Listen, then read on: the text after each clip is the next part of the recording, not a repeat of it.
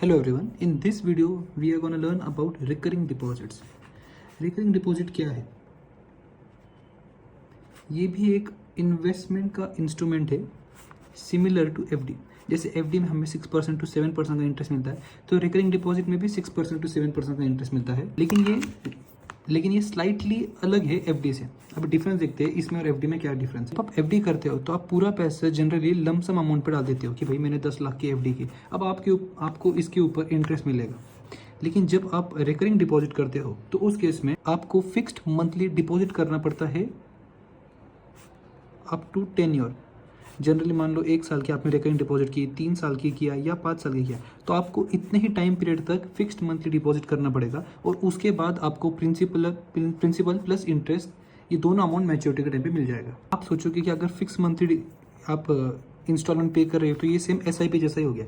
तो इसमें देखो फ़र्क है एसआईपी और इसमें। जब आप एसआईपी में अपना पैसा इन्वेस्ट करते हो तो जनरली वो पैसा मार्केट में इन्वेस्ट होता है, लेकिन जब आप अपना पैसा रिकरिंग डिपॉजिट में इन्वेस्ट करते हो तो ये पैसा जाता है बैंक के पास और बैंक इन पैसों को इन्वेस्ट करती है। कहाँ पे? बैंक के पास 2 ऑप्शन है, या तो बैंक इन पैसों को बॉन्ड्स में इन्वेस्ट कर सकती है या फिर इन पैसों को बैंक लोन दे सकती है किसी और को। तो इस तरह इसमें इन्वेस्ट करने के बाद या लोन देने के बाद जो बैंक को जो रिटर्न मिलता है, बैंक उसमें से अपने को रिटर्न का परसेंटेज दे देती है। मतलब उतना रिटर्न बैंक अपने को देती है, अपना कुछ कमीशन है कुछ काटने के बाद। This is recurring deposit. आपको इसमें इन्वेस्टमेंट करना है तो कितना टाइम पीरियड तक करना पड़ेगा? तो देखो मिनिमम 6 महीने के लिए आपको इन्वेस्ट करना है और अगर आपको मैक्सिमम देखना है तो मैक्सिमम 10 साल तक आप इसके अंदर इन्वेस्ट कर सकते हो।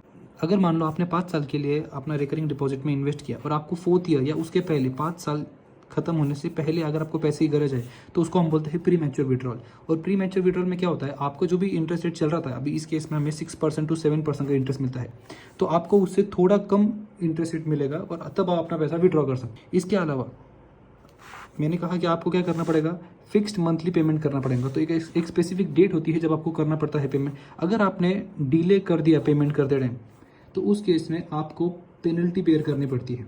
अगर आपने 6 कॉन्जिक्यूटिव इंस्टॉलमेंट, कॉन्जिक्यूटिव मतलब क्या है, कंटिन्यूस, मैंने आपको बहुत फिक्स मंथली पेमेंट करना पड़ता है, तो आपने कंटिन्यू लगातार 6 इंस्टॉलमेंट मतलब 6 महीने तक अगर आपने पेमेंट नहीं किया इसका, तो आपका जो अकाउंट है, आरडी का अकाउंट है, वो अकाउंट आपका प्री मैच्योरली क्लोज हो सकता है। केस में आपको प्रिंसिपल प्लस इंटरेस्ट माइनस जो पेनल्टी का अमाउंट है काट कूट के आपको अपना पैसा मिल जाएगा। अगर हम आरडी की बात करें तो आरडी 2 तरह का होता है। पहला है फिक्स इंटरेस्ट रेट वाला, दूसरा है फ्लोटिंग इंटरेस्ट रेट वाला। फिक्स मतलब क्या, जब आपने आरडी लिया रहेगा, मान लो आपने 5 साल का आरडी का प्लान लिया है कि आप 5 साल तक रिकरिंग डिपॉजिट करोगे, तो उस केस में 5 साल के पीरियड का आपका जो इंटरेस्ट रेट रहेगा वो स्टार्टिंग में यहाँ पे डिसाइड हो जाएगा जब आप इन्वेस्ट करोगे, और यही रेट रहेगा। लेकिन अगर हम फ्लोटिंग की बात करें तो जैसे कि मार्केट में इंटरेस्ट रेट चेंज होगा उसी हिसाब से आपका भी इंटरेस्ट रेट चेंज हो जाएगा। तो जनरली ये पॉलिसी जो फ्लोटिंग इंटरेस्ट रेट है ये वो लोग लेते हैं जिन्हें लगता है कि आगे जाके मार्केट बढ़ सकता है और उन्हें इंटरेस्ट ज़्यादा मिलेगा, इसलिए वो फ्लोटिंग में जाते हैं। लेकिन जिन लोगों को स्टेडी इनकम चाहिए वो लोग फिक्स इंटरेस्ट रेट वाला प्लान ले सकते हैं। बात करते हैं इसमें टैक्स के इम्प्लीकेशंस किस तरह होते हैं। देखो,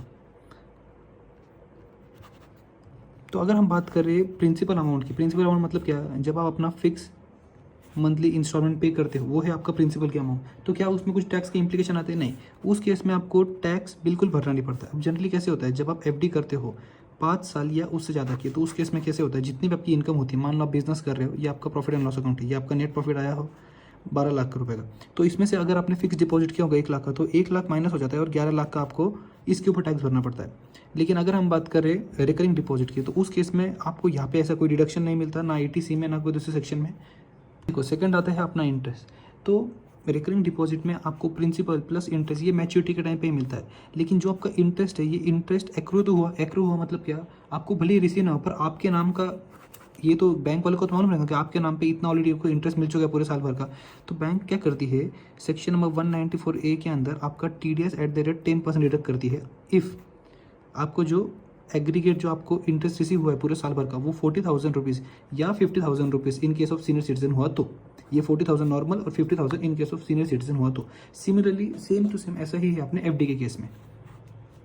बैंक ने आपका TDS डिडक्ट किया, इसका आपको TDS का क्रेडिट मिल जाता है जब आप अपना ITR फाइल करते हो। इसके अलावा अगर आप सीनियर सिटीजन हो, सीनियर सिटीजन मतलब अगर आपकी एज 60 ईयर्स या उससे ज़्यादा है, तो उस केस में आपको सेक्शन नंबर 80 TTB के तहत डिडक्शन भी मिलता है। इसके अलावा जो थर्ड अपना मैच्योरिटी का पॉइंट है, तो मैच्योरिटी मैंने आपको कहा था प्रिंसिपल हो या इंटरेस्ट हो, ये टोटल की टोटल अब जो मैच्योरिटी में प्रिंसिपल प्लस इंटरेस्ट की आपको जो अमाउंट मिलती है, इसमें प्रिंसिपल के ऊपर तो टैक्स भरता नहीं है, आप भरते नहीं हो। और रही बात इंटरेस्ट, तो इंटरेस्ट हर साल आप इनकम फ्रॉम अदर सोर्सेज में दिखाते हो, जो मैंने यहाँ पे कहा आपको।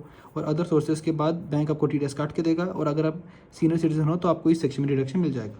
तो इस तरह रिकरिंग डिपॉजिट का पूरा फ्रेमवर्क काम करता है। आपको मैच्योरिटी की अमाउंट चेक करनी है तो उसका फॉर्मूला ये रहता है, जहाँ पे जो R है ये है आपका मंथली डिपॉजिट, जो आपका ये N है ये है नंबर ऑफ क्वार्टर्स, मतलब कितने क्वार्टर के लिए आपने इन्वेस्ट किया। अगर 3 साल है तो 3 साल इंटू 4 क्वार्टर पर रहता है हर साल में, तो टोटल 12 क्वार्टर्स हो जाएंगे। और ये जो R है ये बात करता है आपके एनुअल इंटरेस्ट रेट की। आप इसको जनरली गूगल पे कोई भी वेबसाइट पे अगर आप डालोगे आपका मैच्योरिटी अमाउंट, तो आपको वहीं से मिल जाएगा। फर्स्ट पॉइंट है सजेशन, जनरली आप ट्राई करो कि आप एक से ज़्यादा रिकरिंग डिपॉजिट में इन्वेस्ट करके रखो, क्योंकि आपको पैसे की गरज कब आएगी ये बोलते नहीं आता है। ऑल्सो जब आप एक से ज़्यादा बैंक में इन्वेस्ट करते हो, तो जो मैंने आपको TDS की लिमिट बोली थी 40,000 रुपीज़ की या 50,000 रुपीज़ की, वो बैंक आप हर एक बैंक अपनी लिमिट की जरूरत देखेगी। अगर मान लो आपने SBI में इन्वेस्ट किया और दूसरा आपने HDFC बैंक में रिकरिंग डिपॉजिट किया, तो इन दोनों की लिमिट 40,000 की या 50,000, यहाँ पे भी 40,000 अलग अलग मिलेगी। ओके एवरीवन, अगर आपको इसके अलावा कोई भी डाउट है तो आप कमेंट्स में बोल सकते हो। Thank you.